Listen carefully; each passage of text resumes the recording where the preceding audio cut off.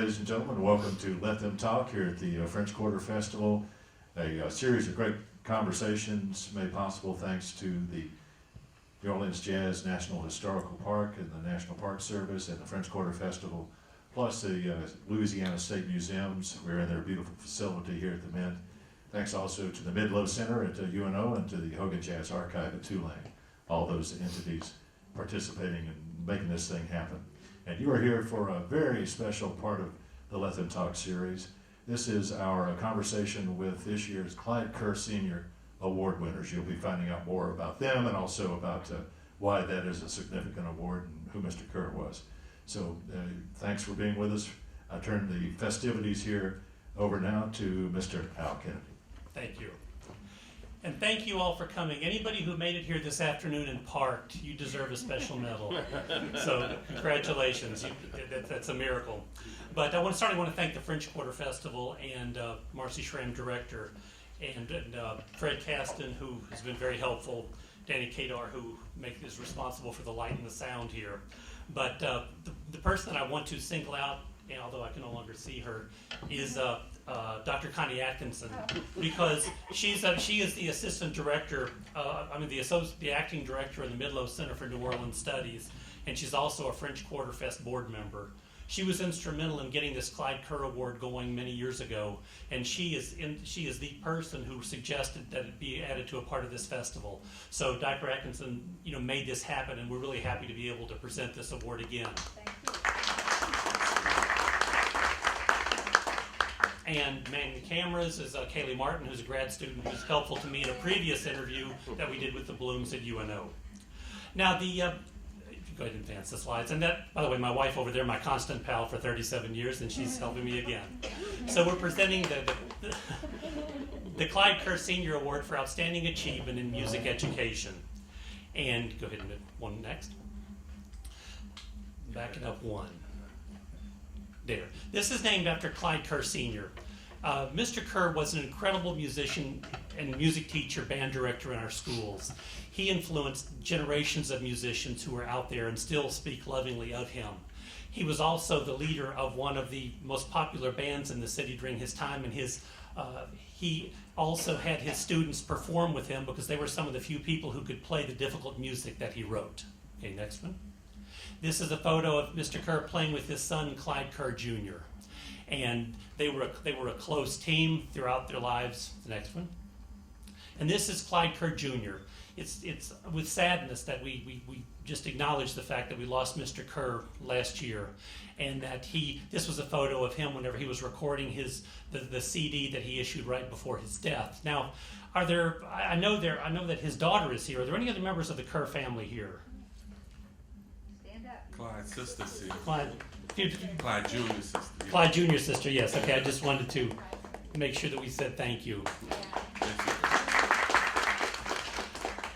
Okay, the next slide, please. And this is a photo of whenever there was the premiere of Clyde's music, whenever he played it at St. Peter Claver. And you see him there with his arm around his good friend, Jonathan Bloom, the music teacher that we are honoring today. I like a copy of that. All right, next one, please. So today we're giving the Clyde Kerr Senior Award for Outstanding Achievement in Music Education to Shirley Chatters Bloom and Jonathan Bloom, seated here. And there's the picture that we took just a couple weeks ago. They came to UNO to interview them. Okay, next one, please. All right, a place that was very influential in the life of Shirley Chatters Bloom was McDonough 35, old one building on Rampart and Girard. Next. There she came under the influence of Osceola Blanchett, a science teacher who also taught music. He also was the teacher for Clyde Kerr Senior, who attended there several years before Mrs. Bloom was there. Next. After the war, she was put on the faculty of the Grunewald School of Music, a very important music school that trained veterans in after World War II. And she, at the time, and we'll talk about that a little more in our brief interview, she served on the faculty with Clyde Kerr Senior. Miss Bloom, Chatters Bloom, was asked to sing the Star-Spangled Banner before the performance of Paul Robeson when he appeared at the Booker T. Washington Auditorium. Next.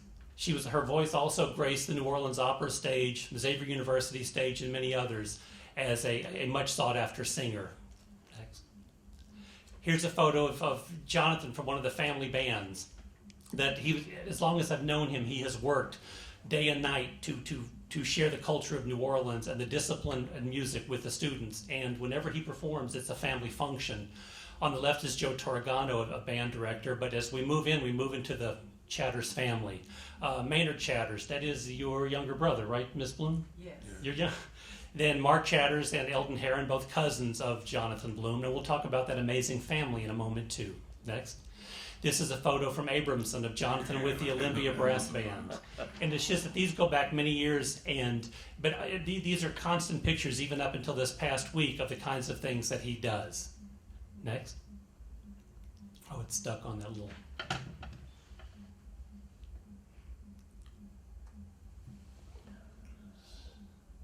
Just click, I think just click on the yellow, just there.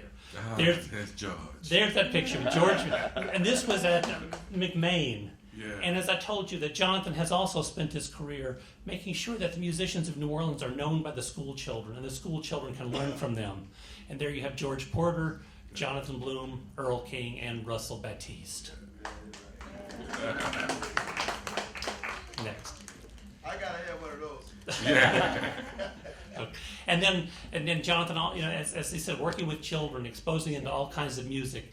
Here he is with guest trumpeter Doc Cheatham, Yeah. and not only did he become close friends with Doc, but Doc would work very closely with the students in Jonathan's band. So you can see how lucky we are to have Jonathan Bloom in the school system, as he has been for 3 decades and more. Next. So today we'll be honoring, in the first time ever, a mother and son team for what they've contributed to New Orleans music and culture. And then that last one. There you go.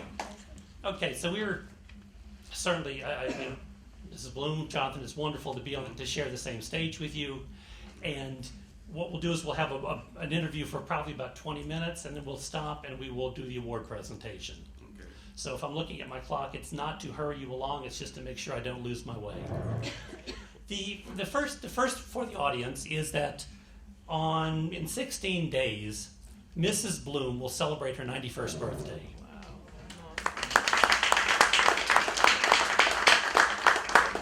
And by the way, are there other Bloom family members here? And I saw some there.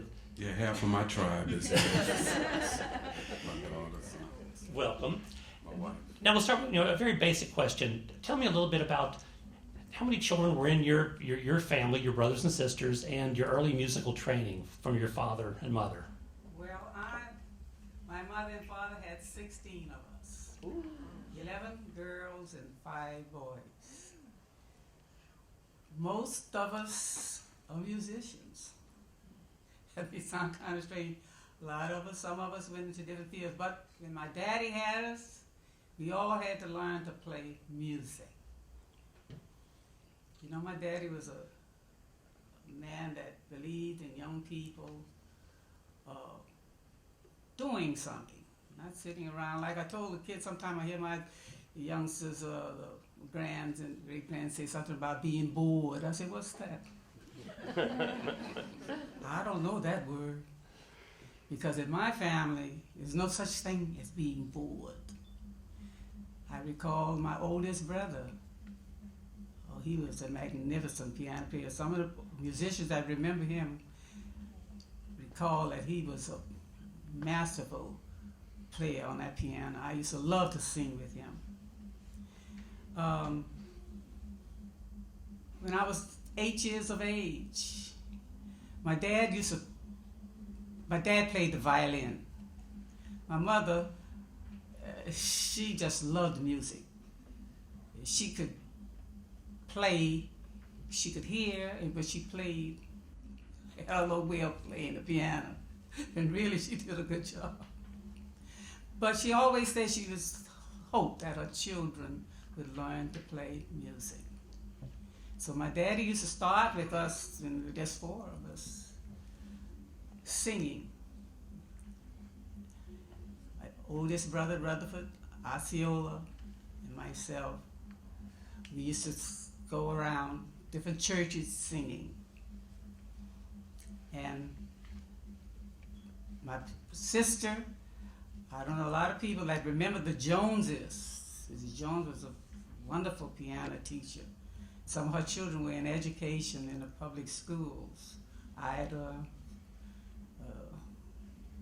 and I can't think of Jones, and I can't think of some others. William.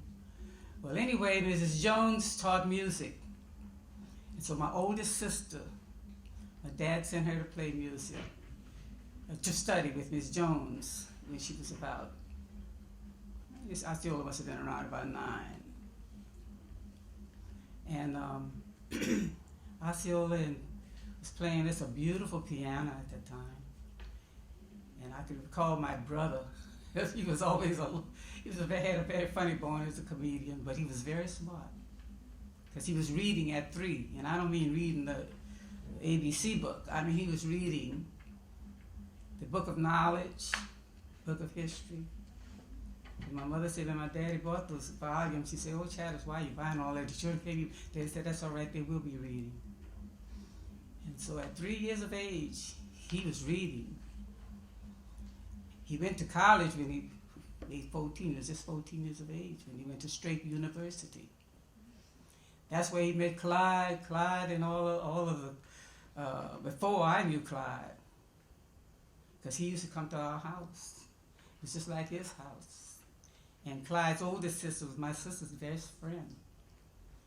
And everybody that came to the house, you couldn't be about a whole lot of foolishness because my dad was a man. He loved to talk to you, wanted to find out what you were thinking. And many days over in Rutherford, to get back to before Rutherford started playing music, my oldest sister started. And at 6 months, she was playing, and I could see like lying on the floor with his heels up there looking at the funny paper. And my daddy said, "See that boy? You see how your sister's playing that piano?" And he said, "Oh, shucks, that ain't nothing. I'll play what she's playing and beat her in 6 months." My dad said, "Irene, take him to Miss Jones and tell Miss Jones to teach him." My mother did it. And without exaggerating, in 6 months he was playing with my sister, played and more.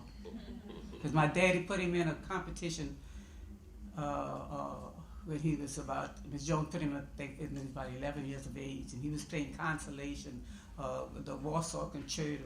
That boy could play. Now, when you attended McDonough 6 and McDonough 35, what were the kinds of music that you were singing and performing? I was in classics, semi-classics, and opera.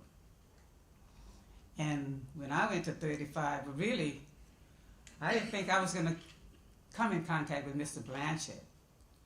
Because I was 13 years of age when my brother and sister was in the college at Straight University, and I was still just in the junior high. So I didn't think really that how I got into really. I was singing all along. Because when I was 8 years of age, I was singing. Mr. Gale, who had a music school, and he had a 80 voice choir that they used to go all over. And my daddy let us, a lady called Miss Jackson. She was had a problem. Some people get disappointed on a program. She called my daddy, Mr. Chatters. She said, "I know you always have your children prepared. Would you help me out, please? Would you let the children come and do a few numbers for me?" So my daddy said, "All right." At 7 o'clock, we were in the bed at 7. And my daddy told my Irene, "Get him up, dress him up. I'm going to help Miss Jackson." So that night, Mr. Gale was there. And you may know some of the Gales. They were very prominent people in New Orleans. And Mr. Gale's, my daddy had me, I was playing violin then, and my sister piano and my brother. So we sang together, 3 of us. And the people enjoyed us so. The lady said, "Oh, Mr. Chatters, could some of them do something else, just a little, a couple of numbers?" So Daddy said, "Yes, Shirley, she'll sing." I said, "Sing? I can sing." Daddy said, "Shirley, go up there and sing. And my brother, my older brother, because he was just, yeah, I was eight. And see, and so I said, Daddy, but I don't know. Brother said, well, I'll help you, Shirley. So, but I didn't want to go. But you didn't tell my daddy, like the kids might tell you what to do. You didn't do that in my family. So, Daddy, I got up there. Daddy said, go up there and sing My Task. And Daddy went out there, I turned my back to the people. My brother got on the piano, and the intro of My Task is beautiful. He was the guy that he didn't play the middle, but he played the whole people. And he started, no. And when he got to the last one, he said, to love someone will deal every day. And I said, to love someone will deal. To help a wonder child to find his way. To help a wonder child to find his way. Then something dawned upon me and said, you know something? You better turn around and you better sing that song. So I turned around and I started singing. Of course, I could see a little water.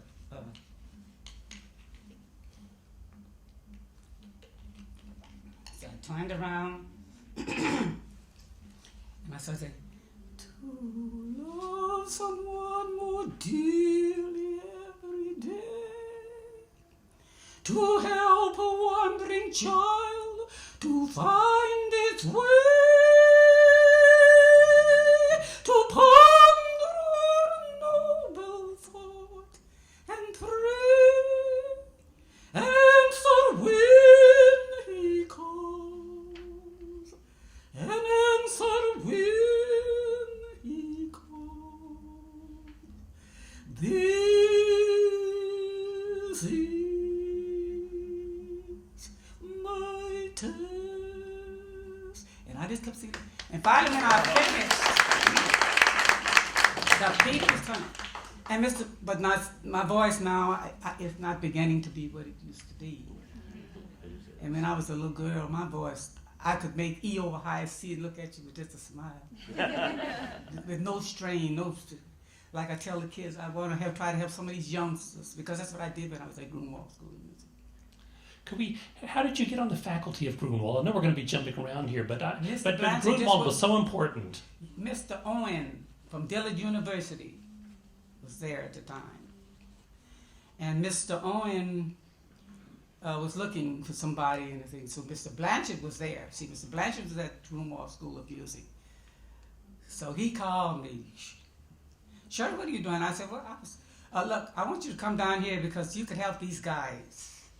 And I want you to come down here and talk with Mr. Owen. And that's how I got to Grunewald School of Music.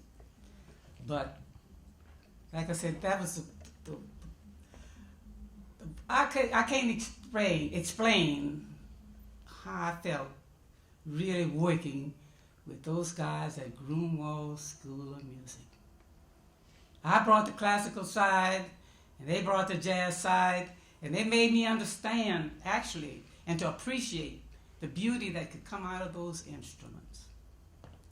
I used to look at some of those fellas, and like Thomas Ridgely, what's the fellow that played Red Tyler, Earl Palmer. That's the one that's the drummer. Yeah. Quentin Batiste used to be the piano player. Can't think of this boy's name. They used to play the guitar, but they were some guitar players. Chuck Beatty, and I can't think of all of them, really, truthfully. And you see, at the time, they had a man there who played the tenor, Son Johnson. That guy I used to love. I don't know if are you familiar with Son Johnson? He was a very quiet man. And Mr. Humphrey, he and his brother, and Mr. Yaddo, and Sashry. Grunewald had a school, really, some fine musicians when they were on camp, Julian camp. I'm just going to interrupt for one moment to say that Dr. Sashri is here. Is he here? There he is. yeah. Oh yeah. We had some wonderful times, I tell you.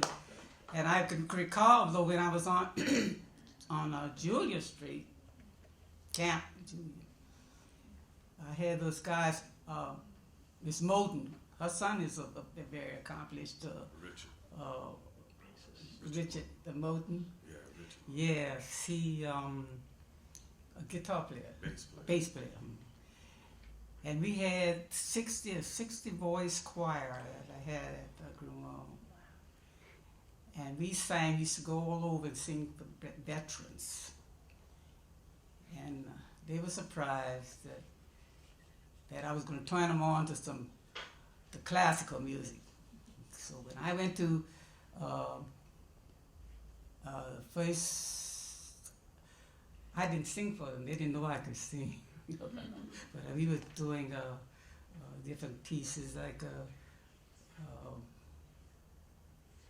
"This Is My Country," and I had a lot of spirituals we were doing from professor at Dillard University. His what was his name? He wrote I tell you, I'll get this. Yeah, Professor Hall, spirituals. So I told him, I said, you know one thing, I said, I always wanted to hear, I love male voice, I said, I always wanted to hear the Italian street song and another thing, Italian street song, I can't think, anyway, it'll come to me in a while. And so I taught them the chorus to sing an Italian street song, but I hadn't sung for them yet. So when Moulton came, and I told her, I said, now we're going to put it together. And I sang for Mr. Owen was there at that time. And Mr. Owen and Mr. Humphrey, the two Humphreys, and Mr. Owen and Mr. Edson had come from downstairs to see the school was segregated at that time. And he heard those guys singing, so he had to come up to see what was happening upstairs. And so when he heard that, he was just so elated that these kids, at these young men and this song, and then I was singing, because they didn't know I could sing. And so Mr. Edson, every time anybody would come from New York, and then Mr. Edson would bring them up, tell Mr. Chester. Mr. Chester was over then, had taken over the school at that time, and get Miss Bloom to get those guys. I want these people to hear them sing these different pieces of the Italian street song and different songs that I had them sing. And so we just had a wonderful time. And just Simon, he was my brother-in-law. My sister married him because she was teaching Simon Dolio. He had a beautiful tenor. Jonathan. And I used to love to fool with Simon because he had a beautiful tenor.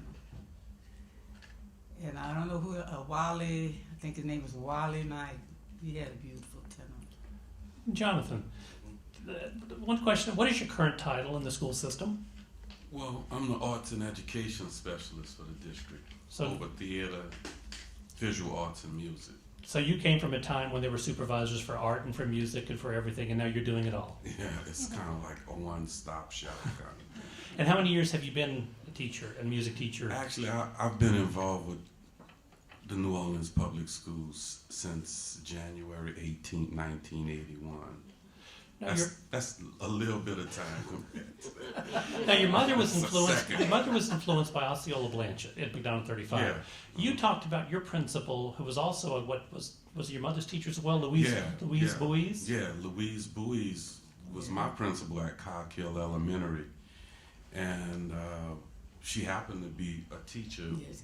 at McDonald number 6 when my mom attended number 6. So, yes, this is a small community. I mean, so. Well, Miss Boyce, so Miss Boyce, yeah, she was a Matoya, and said boy's name was Tom here. They were in a normal school when I was in the 5th grade. They were practicing teach. They had come to the number 6. That's where I met Miss Levine, Miss Boise, and Miss I can't think of the boy's name. He just died. He's a lawyer and lived on Ferd Street. Now, so what did Miss Bowie do in the school that influenced you in arts and music and culture?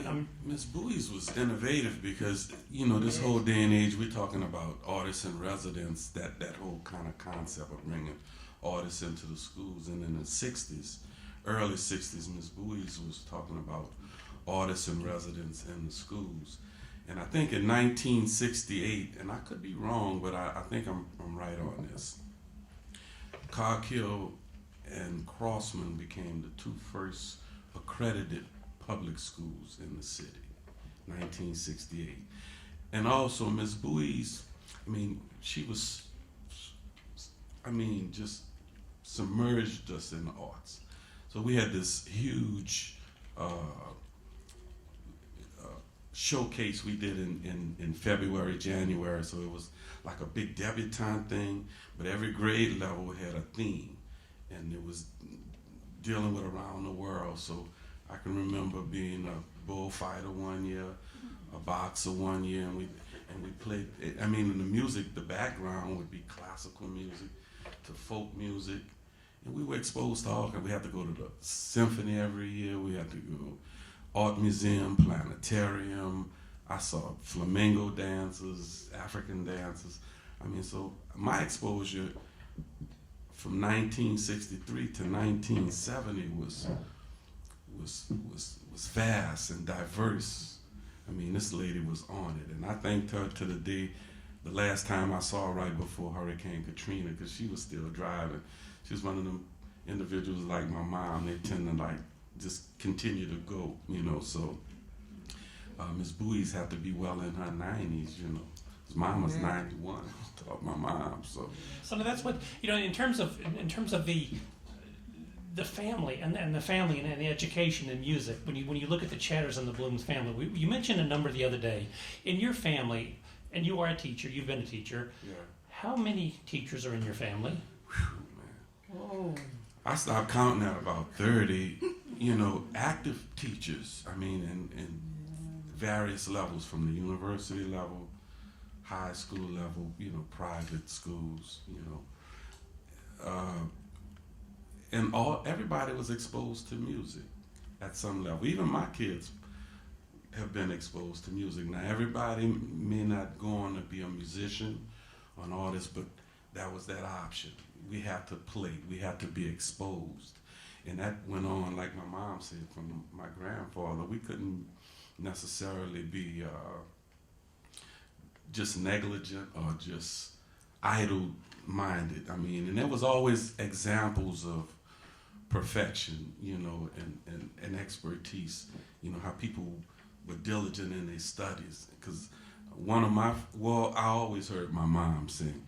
I think I told you about one time when they would do these recitals, going to these different churches on Sundays, and I was I had to be 5 years old, and my mom was singing, and I could hear it knocking the ceiling, the church. I could see everything vibrating, and I started clapping, and I'm the only one clapping in church. See, people clap in church today, but that was a no-no, and some people turned around and said, no, shh, you don't clap in church. I said, but that's my mom. That's my mom. Now, unfortunately, because of the constraints of time, there's so many topics to cover, but we are running out of time to get to. But the last question I want to ask, and it's a good way to sum up. And you both talked about this when we did our interview, and you talked about I think your father stressed it to you about sharing your talent. Your talent is not just to hold on to. What did he tell you? My dad said that, one of the things that you prepare yourself for service. He said you get the proper remuneration, but the main thing is not for yourself. What can I do to help others? And so I think we have learned that very well, because in my family, really, I said, I know the Lord has been gracious, because my daddy was very God-fearing. I know who was a head in our house, and that was the Lord. And my daddy opened us up to reading the Bible when we were early. So we had that embedded in us to try to, whatever opportunity that you have, to help somebody else, and not to thinking of yourself all the time. And so that's one of the things that I find myself, I think more about others than I think about myself. Because I realize this, that they have a lot of children. Like I used to tell my dad, I said, Dad, if some of those boys, young men that I met at the Grunewald School of Music, I said, if some of them would have had the opportunity that I had, they would have excelled me, excelled all of us. Some people just didn't have the help that others had the opportunity to have. Well, Mr. Jonathan Bloom, I'll give you the last word. Well, you know, since we're talking too about the Kerr family, I just like to thank, you know, those individuals. I knew Clyde much better than I knew Mr. Clyde Kerr Senior, who had a beautiful personality. I still can see him today rehearsing his big band, and I remember one of the last days, Miss Kerr was at the rehearsal, and she had this warm, real nurturing personality and just absorbed you. But with me, with the school system, Clyde Jr. had a lot with me to do with me staying in the school system. When Wynton Marcellus had donated a lot of instruments to the schools, we had to resurrect the program at Carter G. Woodson. And for some reason or the other, I had another job with the city, and I was debating if I really wanted to continue to do this thing we call educate people and to be involved in that. And Clyde Jr. was transitioning from Carver Middle to Noka, Uptown on Perrier. And I went over to have a talk with him, and I said, man, you know, and I was trying to figure out how to give this responsibility to somebody else. And Clyde said, you know, sometimes you don't have a choice. You know, you never see yourself sometimes in this position to do certain things. And so at the end of the conversation, he persuaded me to do it. And so from that point on, it was kind of like an unwritten rule. And he was over at Noka, and I was kind of like doing this feeder program in the school system, Jazz Outreach. And we became like a tag team, you know, so it was a great thing. And so many, you know, I look at so many guys out here. Clyde, I was telling the sister earlier that we always speak of him, Mr. Kerr Senior and Junior, in high esteem, and they'll never be forgotten. You know, the music is there for generations. I mean, we'll have to go a couple of hours. I can name a whole lot of people. The last interview with George Porter, I mean, Clyde wrote horn parts for that, for the meters and all of that stuff. So his legacy, his body of work will be here forever. I'm just glad to have been a part to share that with him and his father. And I'd like to especially thank my mom for giving birth to me and allowing me to experience this game we call life. Well, thank you so much. And now we will ask Dr. Atkinson to come up to make the official presentation of the awards. But I will say that Jonathan mentioned that no one cooks like his mother.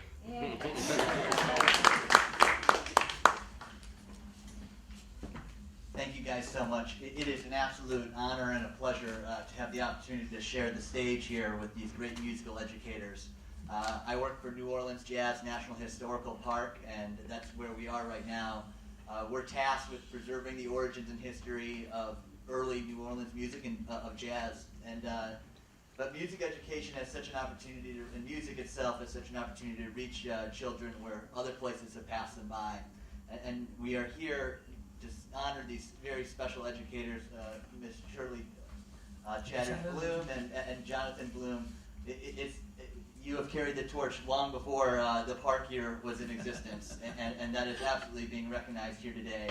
And it wouldn't have been recognized at all without the help of Connie Atchison here. She is from the University of New Orleans Midlow Studies and a representative of the French Quarter Festivals, and that's who we're in partnership here with today to present this award. And I want to welcome her to the stage and to give her the honors of presenting this award, which she brought back, and we're able to honor you today. Thank you. The National Park Service, we can thank them for this beautiful room within our Louisiana State Museum. The French Quarter Festival, which has always had an educational component, and you go out and hear this music out there. Where did it come from? You know, we always have tried to have an educational component. The University of New Orleans, your city's university, the Midlow Center for New Orleans Studies, which is what I'm from. None of us in New Orleans have any money, but if we all get together and pool our resources and our and do a little sweat equity, we can create something like this. But my interest in all this is because my parents were teachers and school superintendents, and I know that it doesn't come out of the air; it comes out of a lot of teaching. And today, with the presentation of the Clyde Kerr Junior Award, we're pointing out not one but two of the foundations of New Orleans music. I want to make sure I get these down. The influence of families. From the time I came here in 1971, I was struck by the thick webs, overlapping web of families in the music of New Orleans and how important it is in the passing down of music and the idea that we need to pass down, we have an obligation to pass down to the generations. And in addition, the often untold story of the influence of music teachers on our New Orleans music. The music of New Orleans is often portrayed in the books as something instinctive. It just comes up out of the streets, out of the water. And any of us who have spent any time around New Orleans music know that it's the results of intelligence and creativity and hard work and good teaching. And today we're honoring two people who, through their lives and music, illustrate both of these things, family and good teaching. We know, we've mentioned the Clyde Kerr Senior Award was named for one of our city's premier musicians who dedicated his life to teaching young people of New Orleans. I've heard so many stories of Clyde Kerr Senior taking the instruments home. His daughter was telling me about going to the pawn shops, getting little pieces, staying up late at night, making sure our children have the instruments that they need to learn with. His son, jazz musician Clyde Kerr Jr., was the first recipient of this award, by the way.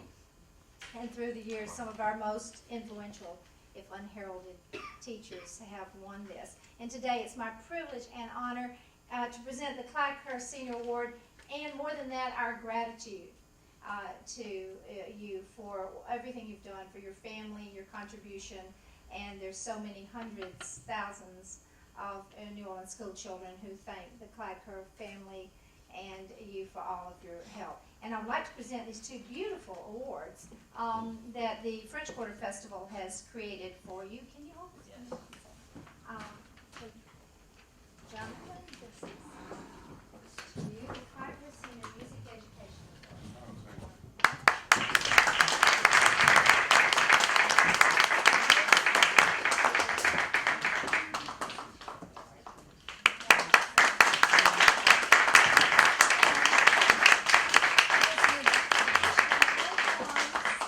Antoine's Restaurant would like to invite you to come and have a really nice meal at Antoine's, and you, well, I'll give it to you, and you can take him if you want to, or you can. Thank you so much. And thank you again, Dr. Kennedy, who has, for Al Kennedy is the one who, he and I got together years and years and years ago and said, let's do something for the teachers, because the teachers have done so much for us. And his book on New Orleans Public Schools music teachers is highly recommended. And thank you again, Dr. Kennedy.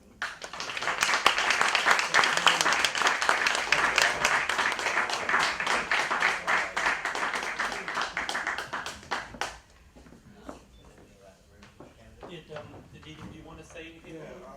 This is Clyde's sister and his family. Your brother always, all of his life, all he wanted to do was acknowledge your father. So, you know, Clyde did it his way. So, but that was a beautiful thing. And so they'll live forever. Jonathan, I had the last picture of Clyde. Did you give it to his son? And is Clyde directing the band at then?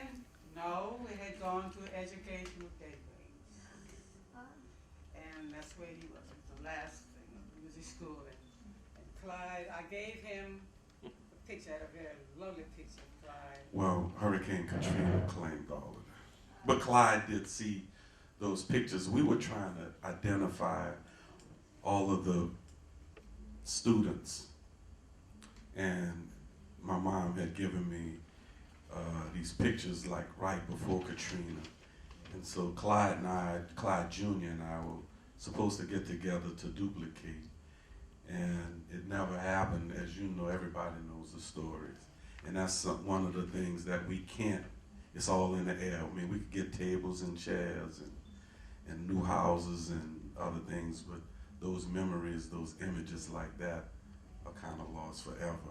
But he did see his father and his peers working at the school, and he did identify people, you know. I'm so sorry. Thank about you all. that. It was beautiful. Thank you all. It's been an honor for me to share the stage with Chatters Bloom.